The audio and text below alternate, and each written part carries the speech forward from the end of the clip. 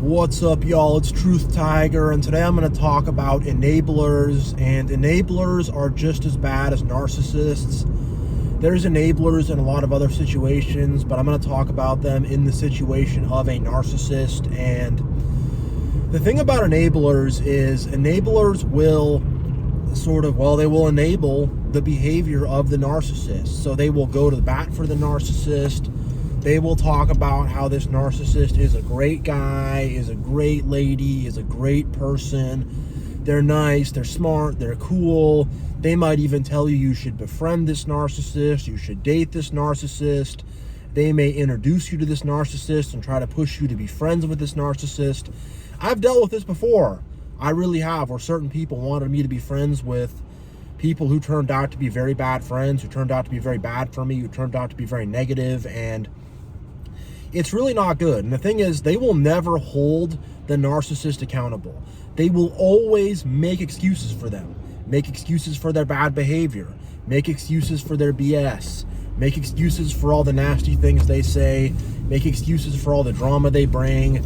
They will, oh, well, this narcissist had a hard day, so it's okay that they act like that, you know? And the thing about these enablers is they have a love of evil. They love evil people. They sort of worship evil, and they want to prop evil people up and help evil people out and be an aid and an assistant to evil people as much as they possibly can. And the thing is, they want to also toe the line and pretend to be your friend and pretend to be on your side. And when you speak to them about this narcissist and tell them what's going on, they're, oh, I had no idea. Oh, it's just a big misunderstanding. It's just a misunderstanding. Or they'll blame you, or they'll say, oh, it's actually your fault. You're actually at fault. It's actually your problem. They will start to say that, or they'll say, oh, you're having a disagreement with this person, you're having a fight, you're having a conflict. That's on the two of you. The two of you are both fighting equally. And they will, they will do all this gymnastics to act like they don't understand the situation or even know what's going on when they do. They really do, and it's an act. And I don't really get it. There's nothing they really get out of this enabling. Sometimes they get something out of it, but a lot of times it's just this really strange behavior. Like if you look at Ted Bundy, there were all these girls showing up to like his court case being like, we love you, Ted, and putting up signs in support of him and stuff. And it's like, why are you supporting him? Why are you supporting that? But the thing about enablers is they want to pretend to be nice people, but in the end of the day, they support evil and they love evil and they're about evil. And, for the girls that are holding up the sign supporting Ted Bundy, it's like they're going to be, well, I wasn't a serial killer. I didn't do any of that. I'm just supporting him. I just think he's fun. I think he's cool, And there's people who support school shooters. I know there was a guy, Elliot Rodger. I guess I'm kind of getting off the narcissist topic here, but whatever. I'm just saying this to make my point. But I remember there's this guy, Elliot Rodger, back in the day. And this was in Southern California, and he went on some crazy shooting spree and just killed a bunch of people randomly. And it was because he was like a 21-year-old virgin or something. Like, he had some really not good reason for what he was doing. And all these people on the internet are supporting him, being like, yeah, I'm a 21-year-old virgin too. And he expresses how we feel, and we support him. And it's like, yo, like, how could you be supporting something so horrible, so awful, and so evil? And at the same time, they also want to stand back and be like, I wasn't the one who did it. I didn't fire that gun. I wasn't really a part of it. I kind of get it, and the thing is, it's like, with these enablers, it's like, they don't want to be accountable for it. They want to act like they had nothing to do with it. They were not a part of it. They have no accountability for it. When in the end of the day, like, they have the same level of accountability as the narcissist in a lot of cases, because of how much they propped it up, how much they supported them, how much they were just on the side of the narcissist and just on the side of evil people and just nasty stuff in general. And the thing about enablers is they do these weird little nasty tricks. They really do. Like, if let's say you got a bad relationship with your mom or your dad, they'll be like, oh, your mom is so awesome. She's such an awesome lady. I love her so much. And they're acting like they don't even know that you got this conflict going on with her, but They really do, you know, but they know what's going on. They know what's happening. Or they'll be like, oh, your dad is so awesome. He's so cool. He's so great. I like him so much. He's so cool. Oh, I didn't know you guys had that fight. I had no idea you guys had issues like that. Oh, I had no idea. They know. They know, but they want to take these weird little nasty shots at you. And the thing about enablers is they want to plead innocence. They love to plead innocence. You know, it's like the guards at Auschwitz that were like, well, we were just following orders. We were just doing what we were told. So we're not morally culpable for it. We don't have any moral accountability for what we did. And they do. They really do. And these enablers love to dodge moral accountability and love to act like they're just helpless victims who are going along with it, you know. And if you got like a narcissistic boss at work, or you got a narcissistic teacher or something like that, they'll suck up to the boss, be the biggest teacher's pet. And if there's some unfair situation or some unfair policy and people want to stand up and people want to be like, hey, like, I don't like this isn't cool, they will go and tell on you, you know. If you're in a narcissistic family and you got narcissistic parents, the enablers are the first ones to tattletale. The first ones to tattletale and to tell and to try to get you in trouble and to rat you out. The enablers are the first ones to do that. They love that. They're all about that. And like, they have such a twisted view of good and evil that they think like, I mean, deep down they know the narcissist is evil and bad.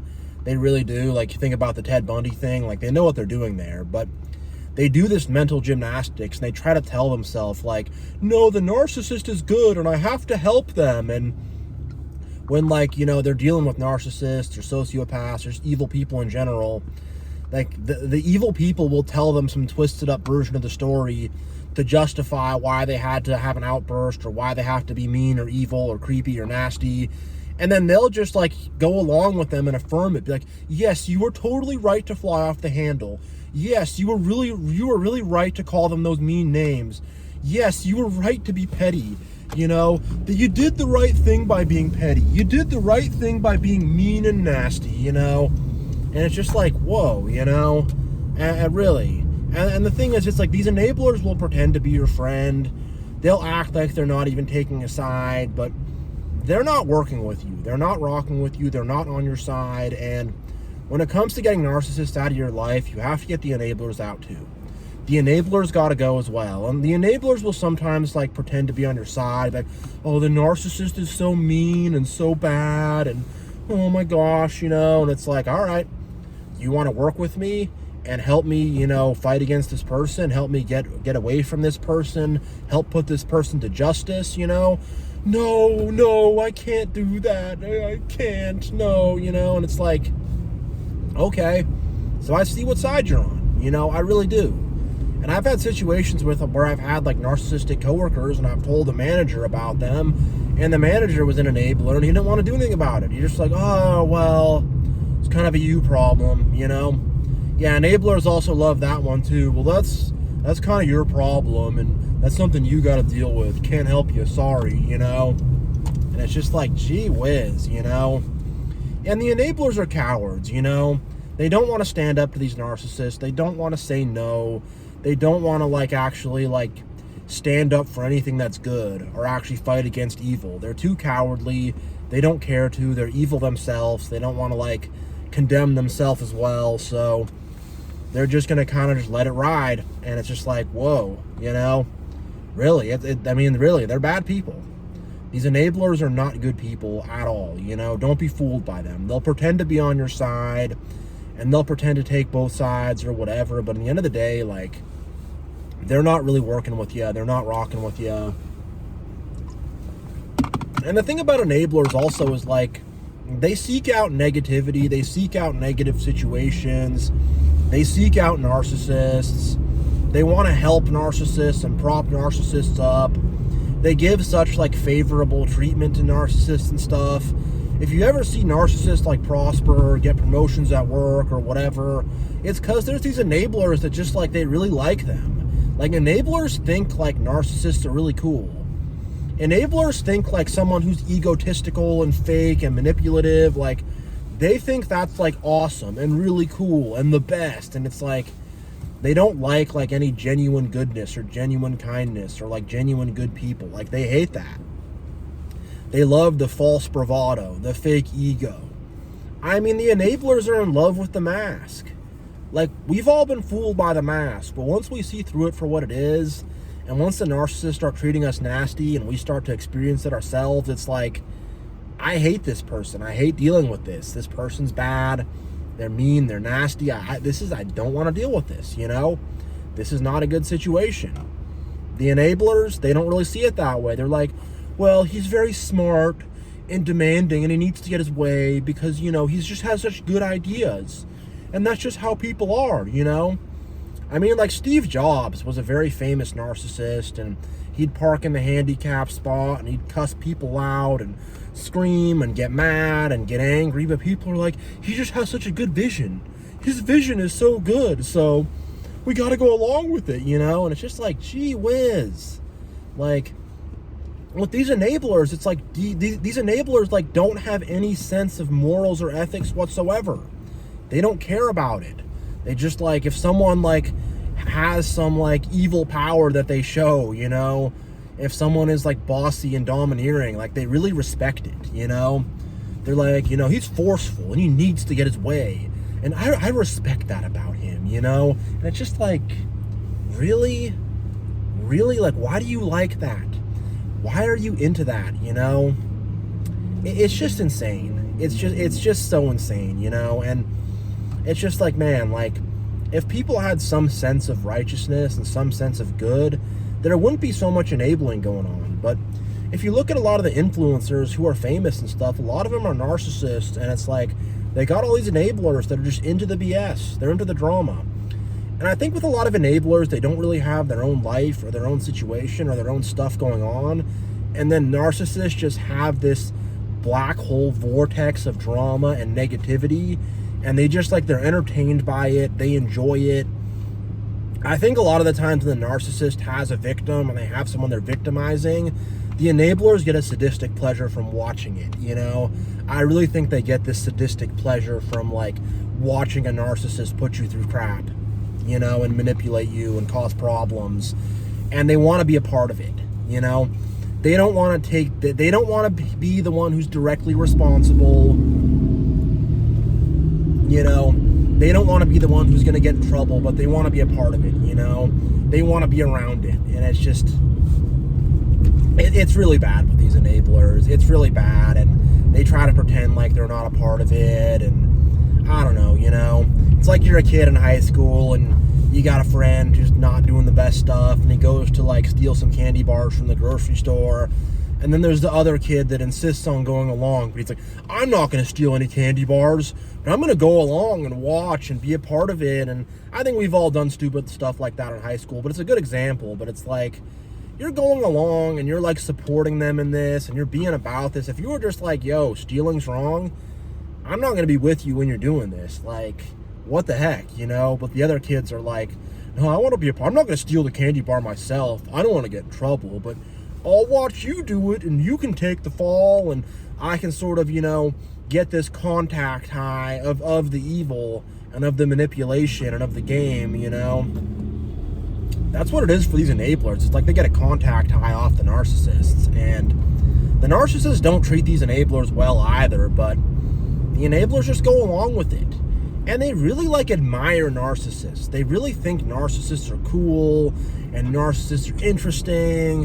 And it's like they just love the evil and the drama and the games. And I've seen a lot of enablers get kicked around bad by narcissists, and they just like take it. And they're like, no, it's okay. It's how he is. Oh, she can be very demanding, but she has a good reason for it. It's just like, the enablers will never stand up for themselves. They're cowards who will never stand up for themselves, and they will never say no. So I think, like, as a weird way of coping with that, they enable, or maybe they enable because of that. I think it's a mix of both. I don't know. I mean, the enablers are kind of harder to understand than the narcissists. Like, I get a narcissist. Like, you're egotistical, you want to get your way, you want to be a victim, you want to make it all about you, you want to play the hero, you want to be the main character, you know, you want to like be the center of attention. I understand that. That makes sense to me. I mean, it's bad, it's wrong, it's evil, but like, I get why people do that. The enabler one is just kind of hard to understand. There's just something about it that's like tough to understand. I think they kind of like being a victim, and they want to be a victim. They get like this, I don't know, this kind of masochistic pleasure out of it, or it's like they want to ride this crazy roller coaster ride that the narcissist is going to put them on. I don't know, but it goes back to like the women who were like supporting Ted Bundy, and it's like, I guess they're just evil people who are very bored in their life, and they don't really have very many ideas. They're not really very creative, so they're just like, I'm just gonna like support something really bad. And I think a lot of them, like, they want to be evil themselves, but they can't really think of evil ideas, or they don't really have much of a direction or a plan or anything, so they'll kind of latch on to someone who has that. Gosh, you know, really with these enablers, it's like there'll be some narcissist, and it's like they're the evil little minion that wants to like do the narcissist bidding, and they just get off on it, you know. I don't know. It's really weird, and I've seen a lot of enablers purposely seek out narcissists to be friends with, or to be in romantic relationships with, or they really want to hang out with a narcissist or be around a narcissist, and it's not like they're getting tangible benefits. It's not like a narcissist is doing the love bombing and they're like, I'm going to take everyone to a fancy restaurant and I'm going to pay for it and I'm going to buy your friendship. And I get going along with that because you're like, all right, I'm getting something out of this. But no, they're just there for the drama and there for the ridiculousness. And the thing about enablers also is like, when like the narcissist like relationship falls apart, or they lose their job, or things fall down and crumble, the enablers are like there. They're like, oh, you'll rebuild, it'll be fine, you know, you have this determination about you, you know how to get your way, you'll get back on top. And it's like, oh, why are you there to help them? Like, they need to learn their lesson. And I don't know, you know. And sometimes even the narcissist will be like, am I a bad person? Do I need to make changes? And the enablers will be like, no, you're fine the way you are. Like, I have literally seen that where I'm just like, oh my gosh, this narcissist is at a point to where they like kind of want to make changes. And they're like, maybe I'm doing the wrong thing. And then the enablers will come around them and they'll be like, no, keep being evil, keep being manipulative, keep being egotistical, keep being bad. Like, I need that. And it's like, oh my God, it's so weird, but I've seen it. I have seen it, man. And it's nuts. It's freaking nuts, you know. And the thing about enablers also, like, if you have some bad habits or some issues or some stuff you're going through, like, I struggle with the weed a bit, you know, something I'm trying to quit, I'm trying to stop. It's on the list. I got other problems I got to deal with, but, you know, something where I'm like, I could be, you know, have a clearer mind, have more energy, it'd be a better thing to do, you know, I'd have more, you know, spend less money, you know, not have this thing kind of just like attached to me that kind of weighs me down, you know. And I've had people in my life, I've told the story before, they don't even like to smoke, and they're like, what, you're quitting? Why are you doing that, man? That's part of who you are. And it's like, yo, like, I'm trying to better myself here, like, why are you doing that? But I don't know, it's like with these enablers, they want to see you stuck. You know, it's like, I think it's because they're losers and they don't do well in life and they're stuck and they're trapped and they don't get over obstacles or boundaries. They don't make forward progress. So I think to see someone else make forward progress or do better, they just like, they can't see it. They can't see it, you know? They can't deal with it. And it threatens them a lot. And they're very like cowardly and manipulative and stuff. So they can't like, they're not going to like tell you outright or be like forceful about it, but they're going to be like fake nice. It's not a big deal, man. Like, I've had so many people like that. And I'm just like, why are y'all like that? Why are y'all like that? Like, oh my God. And the thing about enablers too is like, they'll have like all these narcissists and these crazy friends, these bad people. And you'll be like, you know what, like, I'll hang out with you, but, like, just please don't bring so-and-so around. Like, not my vibe. I don't like being around him. I don't like being around her. The vibe is way off. Like, what's up? And they'll be like, I won't. And then they'll, like, that other person will show up, and you'll be like, what the heck, you know? And it could be like someone you just had a big argument with, or an ex that you had a bad breakup with, and they'll bring them around because they're just like, they're weird and they're sadistic and they want to see drama. Like, they just get off on the drama. They don't want to participate in the drama themselves necessarily, because they want to have this so-called quote-unquote clean conscience where I wasn't the one who did it, but they want to set up the worst situations. And, like, they'll say the worst stuff. Like, I talked about this earlier, but, like, if let's say you had a bad breakup, or, like, let's say a bad divorce, you know, you could have a bad divorce, and they'll be like, oh, like, who, you know, how's so-and-so doing? How's she doing? How's he doing? You guys were the best couple together. I really miss seeing you guys together. You guys were so cute together. She was so beautiful. He was so handsome.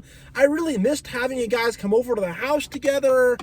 And it's like, I just went through this horrible breakup, this horrible divorce. Like, why are you saying that? But it's like, they root for the wrong stuff.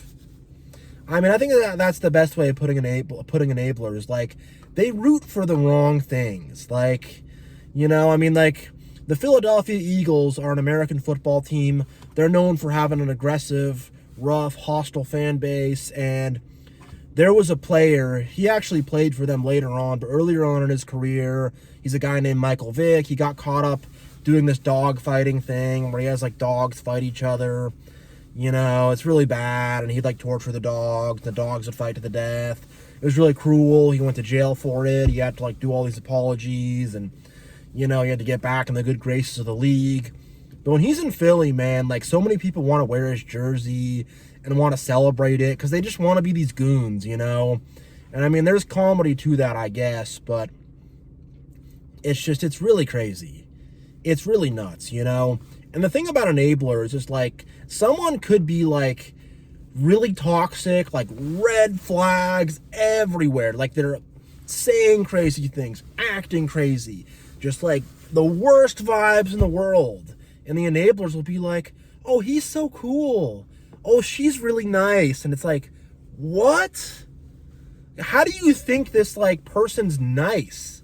Like, this person's been really mean, weird, toxic, creepy, manipulative. Like, this person has, like, the worst vibes imaginable. Like, I've had a lot of situations like this where I'm around someone and they just have terrible vibes, and they're like, oh, she seems really nice, and I'm like, what? Like, I didn't see that. I think that person seemed really mean and really manipulative and really bossy. And really, like, just someone I didn't want to be around for even 2 seconds. I think maybe they're just too cowardly.